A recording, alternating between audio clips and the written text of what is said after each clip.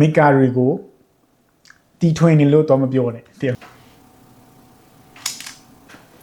ကျွန်တော် master can တစ်ဖက်တည်းဒီနေ့မှာတော့injection molding series ပတ် design ပေါ့နော်အဲ့ series စာဒီနေ့မှာအဲ့ဒါကို apply လုပ်မဲ့ဟာအစပြုတာပေါ့နော်ဆိုတော့ကျွန်တော်ဒီ video မှာကျွန်တော်ရဲ့ပေါ့နော် product thinking ပေါ့နော်ဘယ်လိုမှာဘယ်လိုအစင်းစင်းနေလောက်ရလဲဒါပေမဲ့ကျွန်တော်ဟာက standard မဟုတ်ဘူးเนาะcompany ဒီမှာတုံးတဲ့ဟာမဟုတ်ဘူးကျွန်တော်ရဲ့ဟာဖြစ်တဲ့အတွက်company ရဲ့ process မဟုတ်ဘူးကျွန်တော်ရဲ့ဟာဖြစ်တဲ့အတွက်disclaimer အနေနဲ့ပြောတာဖြစ်ပါတယ်အဲ့ process တွေကနည်းနည်းတူကောင်းတူနိုင်တယ်ဒါပေမဲ့ဘယ်လိုပြောမလဲကျွန်တော်ရဲ့ဝါသနာပေါ့နော် project တွေကိုဘယ်လိုစဉ်းစားလဲဆိုတာဘယ်လို brainstorm လုပ်ကြလဲအဲ့ဒါကိုတော်တော်ပြီးကိုကြိုက်တယ်ပေါ့နော်ပြောမှဆိုရင်အဲ့ဒါလုံးဝ fun part ပေါ့နော်ပြောရမှာဆိုရင် maker တွေကိုတီထွင်နေလို့တော့မပြောနဲ့တကယ်နော်ကျွန်တော်တို့လည်းstay like an artist ပေါ့နော်တခုဟိုအောင်မြင်ညံဒီအောင်မြင်ညံတဲ့မှာကိုအောင်နဲ့ဖန်တီးကိုပိုင်း bro problem ကိုဘယ်လိုဖြေရှင်းအဲ့လိုပဲသွားတာဆိုတော့တဲ့မလားကျွန်တော်ပထမကြည့်ပြောရမယ်ပထမတစ်ချက်ကကျွန်တော်တို့အခုလောလောဆယ်ကြုံနေရတဲ့ပြဿနာပေါ့နော်ကျွန်တော်ကြုံနေရတဲ့ပြဿနာကျွန်တော်ကအခုက productivity ဘာညာ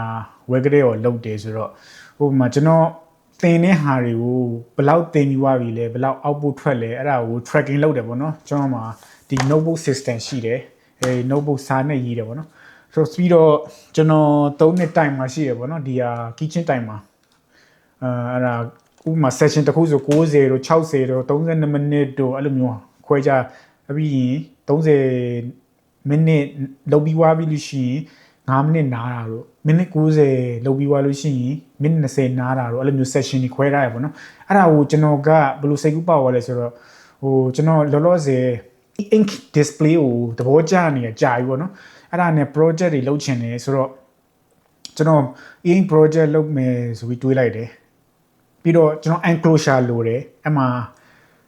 ကျွန်တော်ကတော့ injection molding တော့မထုတ်ဘူးဒါပေမဲ့ဘယ်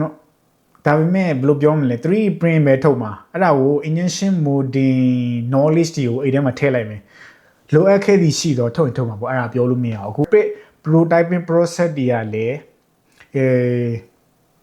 3D print ထုတ်တာဆိုတော့လေသိရမလားကျွန်တော်မှ 3D printer ရှိရဆိုတော့အစင်သင် prototyping လုပ်လို့ရတယ်ဆိုတော့အဲ့ဒါကို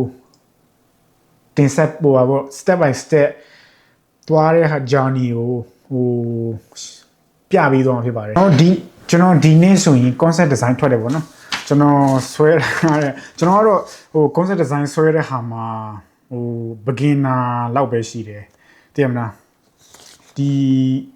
ဆွဲရတဲ့ဟာပေါ့နော်concept design ဆွဲidea ထွက်လာတဲ့ဟာကိုချရေးတာဒါပေမဲ့ကျွန်တော်သတိထားမိတာကဒီလိုမျိုးလို့ product design ဆွဲလို့ရှိရင် industrial sketch ဆိုတာရှိတယ် industrial design ပေါ့နော်အကောင်ကစိတ်ထဲမှာရှိတဲ့ဟာကို express လုပ်ရတယ်တဲ့မလား express လုပ်ပြီးတော့ကျွန်တော် cap ပေါ်ပြန်တင်တာပေါ့နော်အဲ့ဒါကိုလူတွေနဲ့ communication လုပ်ရတာဗျ idea ကြတော့အကောင်ကနည်းနည်း HK ဖြည့်ဖို့လိုသေးတယ်အဲ့ကိုနည်းနည်းထည့်ဖို့လိုတယ်ပေါ့နော်တင်ဖို့လိုတယ်အဲ့ဒါရမှာကျွန်တော်ဘယ်လိုပြောမလဲလူတွေနဲ့ပို့ပြီးတော့ communication လုပ်လို့ရမယ်ဘယ်ဟာကိုပြောချင်တာလဲဘယ်ဟာကိုပြချင်တာလဲဘယ် design ကို solution ပေးချင်တာလဲအဲ့လိုပုံစံမျိုးပေါ့နော် visualization ကလည်းအရေးကြီးတယ်ပေါ့နော်ကျွန်တော်ကတော့ cap ကိုရတဲ့တော့ကျွန်တော် SolidWorks ထဲမှာကျွန်တော် concept design ကိုလုပ်လိုက်တယ်ဒါပေမဲ့အဲ့ concept design manufacture လုပ်လို့မရဘူးเนาะအဲ့ဒါဘယ်လိုပြော manufacture လုပ်လို့မရကျွန်တော်အတုံးကြီးဝယ်လုပ်ထားတာကြည်ကောင်းအောင်ပဲပြောရမယ်ဆိုကြည်ကောင်းအောင်ပဲလုပ်ထားတာသိမလားထွက်လာခြင်းနဲ့ထွက်လာပြီးတော့တူချင်မှတူမယ်သိမလားအဲ့လိုမျိုးတွေရှိသေးတယ်ဆိုတော့ကျွန်တော် concept design ကို SolidWorks ထဲကိုပြလိုက်ပါမယ်ကျွန်တော် SolidWorks design ပေါ့เนาะဒါကဘာလောက်ထားတာ DTA လောက်ထားတာin display ပုံစံဖြစ်အောင်ပေါ့နော်ကျွန်တော်အဓိကပြောချင်တာကကျိုးမဲ့ဖြစ်သွားပြီ product idea ကျိုးမဲ့ပေါ့နော်ကျိုး battery မပါဘူးပါတယ် battery ပါတယ် battery ပါမယ်ပြီးတော့ကျွန်တော်ဒီမှာဒီဟာက rubber feet တွေဖြစ်တယ်စပွဲမှာတင်ထားလို့ရှိရင်ကျွန်တော်တို့မကျွေးတော့ဘူးပေါ့နော်ပြောရမယ်ဆိုရင်ဒီက knob ကကြတော့ close ပေါ့နော်ဒီ close တစ်ခုနဲ့ control မယ်ပေါ့နော်အဲ့လိုမျိုးရှိမယ်ဒီကအတိုးကြီးပဲဘာမှ manufacture လုပ်လို့မရဘူးဒီဟာကြီးကဒီတိုင်း concept ပဲပြတာ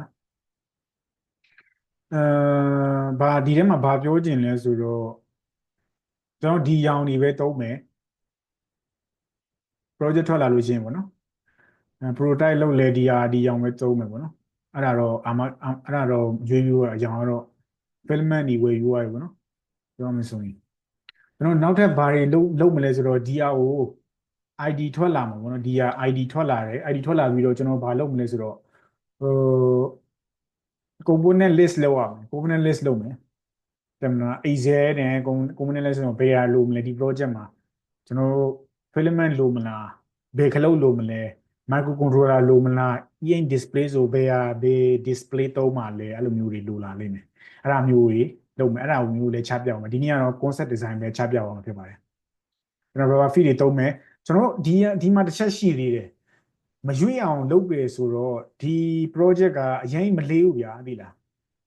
အရင်မလေးဘူးဆိုတော့ကျွန်တော်တို့ weight တုံးနေလိုရင်လိုမယ် weight plate တွေပေါ့နော် weight plate တွေခံရမယ် e-ink ဆိုတော့လေးလည်း e-ink display ကလည်းမလေးဘူး body ကလည်း plastic ပြီးတော့ battery ကလည်းတစ်လုံးပဲပါမှာဆိုတော့တော်တော်ပေါ်နိုင်တယ်ပေါ်ရဆိုတော့ကျွန်တော်တို့ခလုတ်ကိုနှိပ်တယ်ဆိုရင်အနောက်ကိုရွေ့သွားနိုင်တယ်ပေါ့နော်ပြီးတော့ rubber feed တွေကလည်းအဲ့လောက်ကြီးဟိုဟာဖြစ်မှာမဟုတ် weight ကလည်းမရှိဘူးဆိုတော့ rubber feed တွေအရင်အားကိုးရမှာမဟုတ်ဘူးနေရာရွေ့နိုင်တယ်ပေါ့နော်အဲကျွန်တော်တို့ weight plate လိုမယ်လို့ကျွန်တော်စဉ်းစားမိတယ်ပေါ့နော်ဒီအောင်ဟိုကျွန်တော် runner photo လည်းရှိတယ်အဲ့ဒါကိုဒီဗီဒီယိုနောက်မှာထည့်ပေးထားလိုက်မယ်